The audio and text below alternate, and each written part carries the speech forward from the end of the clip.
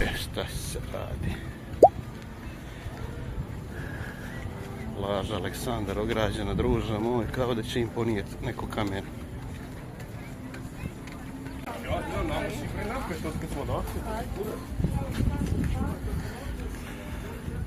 Ja vam ne mogu opisati kako mene ovo iritira, ova ograda, vrate, na šta ovo liči.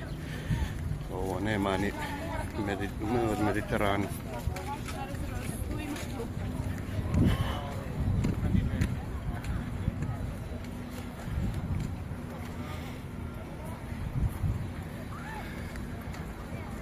Boga mi slabo, samo pođe kute prve redove.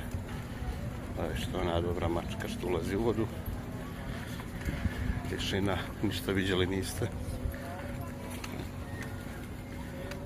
Idemo dalje, ovdje dalje na Kršina, majku mila. I ovdje je lijep taj dio slobodne plaže, ali ove Kršine i ove daske dosta ima slobodno mjesto. Baš je lijepo.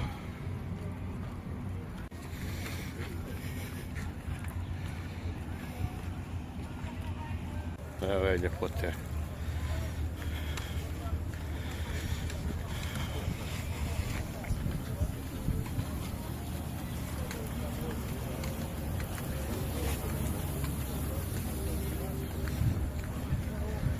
Boga mi nećemo se lagati, ali ovo je možda i duplo i više nego duplo manje no prošle godine. Gledaj, ovaj dio ovdje slobodni, nema ni trećina.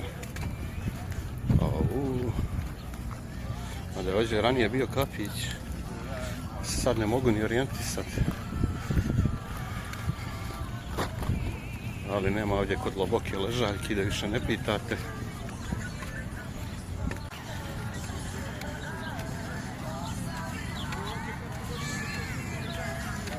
Evo još ovdje malo da snimimo gužbu i... Da, brate, kako nabiju ove ležaljke jedno na drugu, šta je ovo?